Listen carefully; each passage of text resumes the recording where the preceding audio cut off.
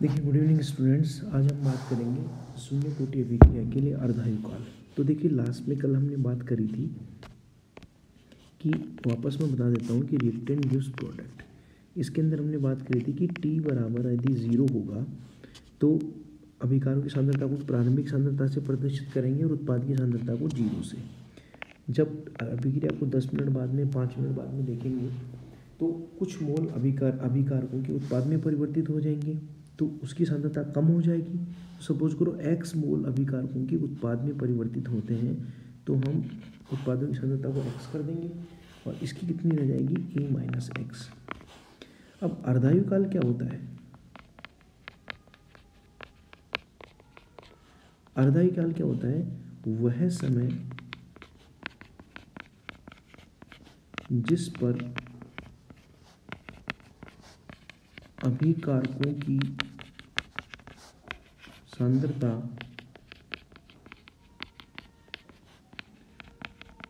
अपनी प्रारंभिक सांद्रता की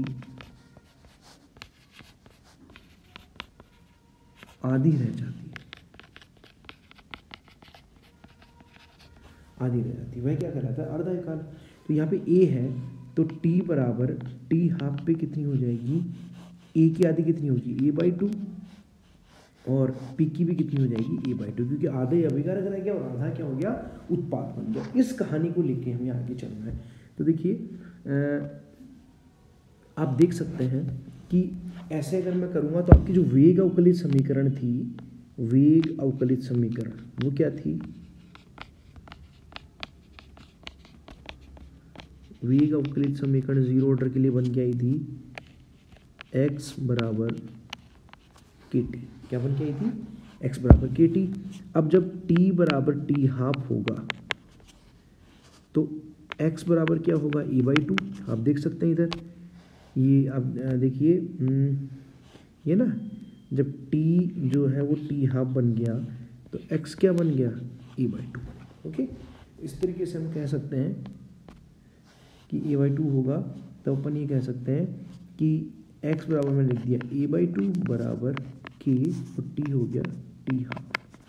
तो जो t हाफ है वो हो गया a/2k।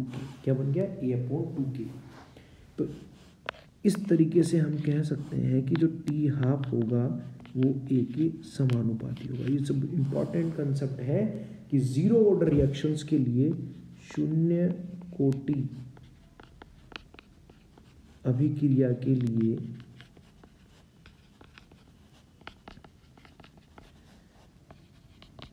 अभिकारकों की सांद्रता इंक्रीज होने पर टी हाफ भी इंक्रीज होगा। ये इंपॉर्टेंट कंसेप्ट है। मतलब क्या है?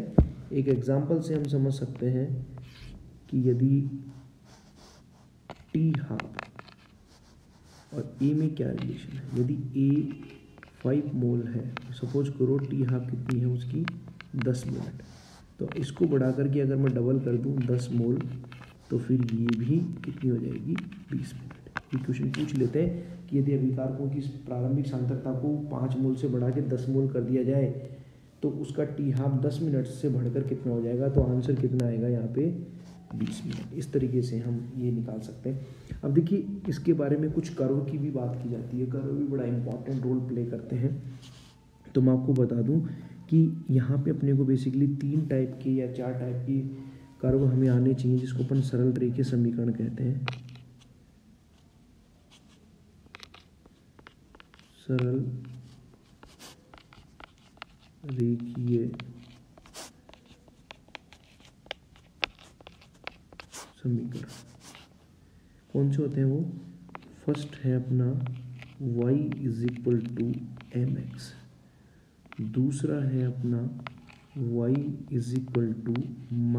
-mx जो बहुत कम काम आएगा, और तीसरा है y = mx + c, और चौथा है अपना y = -mx + c। ये चारों कर्व हमें आने चाहिए कैसे देखेंगे, देखिए y बराबर एम एक्स का मतलब क्या है, ये इधर आपका x एक्सिस, इधर आपका y एक्सिस कि x y के समानुपाती है, और समानुपाती जब होता है तो कैसा कर्व आता है, लीनियर आता है। y बराबर माइनस एम एक्स में क्या है, ये सपोज कीजिए, ये आपका सबको पता है कि ये x एक्सिस है, ये माइनस x एक्सिस है, ये y एक्सिस है प्लस में, और ये क्या है, माइनस y एक्सिस है। तो x प्लस में बढ़ाएंगे तो y माइनस में बढ़ेगा, मतलब ये इस तरीके से। यहाँ पे ध्यान दीजिएगा, x और y में एक चीज़ इंपॉर्टेंट है कि आपको x को आप बढ़ाएंगे और y में जो डिफरेंसेज आएंगे वो ऑब्जर्व करना है।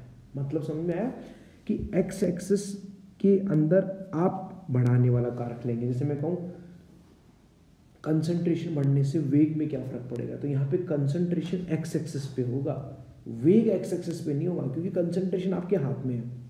आप कंसंट्रेशन को 1 मोलर से 2 मोलर भी कर सकते हैं, 3 मोलर भी कर सकते हैं, 4 मोलर भी कर सकते हैं। तो उससे वेग में क्या परिवर्तन आएगा वो चीज़ आपको देखने, तो वेग किस पे आएगा, y एक्सिस पे। y बराबर एम एक्स प्लस सी में मैं बताऊं कि इस तरीके से, ये इस तरीके से, ये आपका x एक्सिस, ये आपका y एक्सिस, और ये यहाँ पे जो है c हो जाएगा, जिसको अपन बोलेंगे अंतःखंड। क्या बोलेंगे इसको, अंतःखंड। और ये यहाँ पे स्लोप होगा इसका, जिसको अपन ढाल भी बोलते हैं, और वो किसके बराबर होगा, m के बराबर।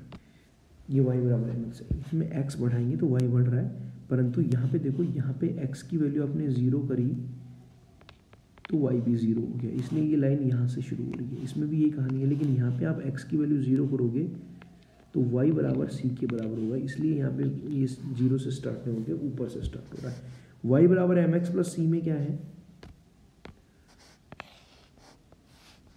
ये x एक्सिस है और ये y एक्सिस है। यहाँ पे आप x को बढ़ाएंगे तो x 0 होगा, तो ये पूरा वैल्यू 0 हो जाएगा, तो y किसके बराबर हो जाएगा, c के बराबर। यदि x बराबर क्या है, 0, तो ये 0 यहाँ से स्टार्ट होगा, जहाँ जितनी भी c की वैल्यू है उसके बाद ऊपर की तरफ नहीं जाएगा, ये कहाँ आएगा, नीचे की तरफ। क्यों, क्योंकि यहाँ पे माइनस में है ये एम एक्स, तो यहाँ पे जो भी x की वैल्यू लोगे, जैसे मैं x की वैल्यू में 1 रखता हूँ तो y बराबर माइनस एम होगा, x की वैल्यू 1 रखता हूँ, 2 रखता हूँ तो y की वैल्यू माइनस 2m होगा, x की वैल्यू 3 रखता हूँ तो y की वैल्यू माइनस 3m होगा। इसलिए ये वैल्यू नीचे नीचे धीरे धीरे नीचे की ओर बढ़ेगा। तो इन कर्व्स को हमें वहाँ पे यूज़ करना है, किसके अंदर, अपनी जीरो ऑर्डर रिएक्शन के अंदर। देखिए अब हम इन कर्व्स को अपनी जीरो ऑर्डर रिएक्शन के लिए यूज़ करेंगे। जैसे पहले आपने देखा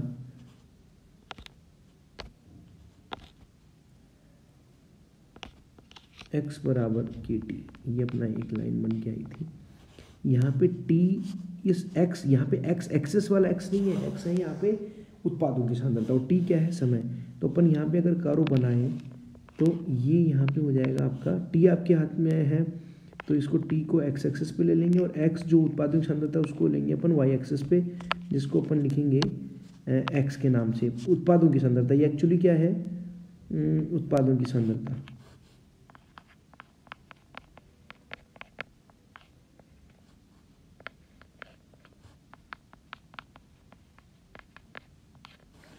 उत्पादों की सांद्रता। तो देखिए यहाँ पे अपन इसको बढ़ाएंगे तो ये बढ़ेगा इस तरीके सीधा, x बराबर के टी। ओके, ये कर्व उस तरीके से हो गया, y बराबर एम एक्स की तरीके से। अब अगर हम बात करें टी हाफ के लिए, एक इक्वेशन ये थी, t half is equal to a upon 2k, एक ये भी अपने को अर्धाई काल के लिए इक्वेशन बन के आई थी। तो इसको देखिए कैसे करेंगे अपन, कि ये यहाँ पे इसको अगर मैं लिखूँ तो t half is equal to 1 upon 2k और a यहाँ पे, क्योंकि आप ध्यान रखना अंतःखंड और स्लोप के अंदर, अंतःखंड और स्लोप के अंदर जो भी चीज़ें आएंगी वो कांस्टेंट ना माने चाहिए। तो यहाँ पे टी है हाफ, और टी हाफ और ये जो ए है, ये दोनों के दोनों क्या है, वेरिएबल है। वेरिएबल क्या है, ये वेरिएबल है। तो इसके लिए यहाँ पे ये जो है ये कांस्टेंट राशि है, क्या है, ये कांस्टेंट राशि है। तो अपन ये लिख सकते हैं कि यहाँ पे हो गया आपका ए जो एक्स एक्सिस पे है और ये हो गया टी हाफ, ये आपका सीधा कर्व बन जाएगा। इसका जो ढाल होगा जो एम से अपन प्रेजेंट कर रहे हैं उसको,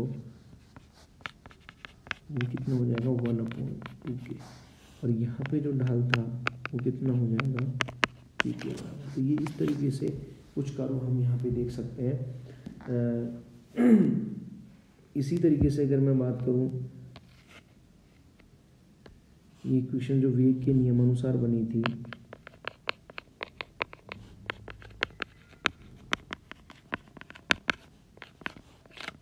वो क्या थी, वेग is equal to k r की पावर 0।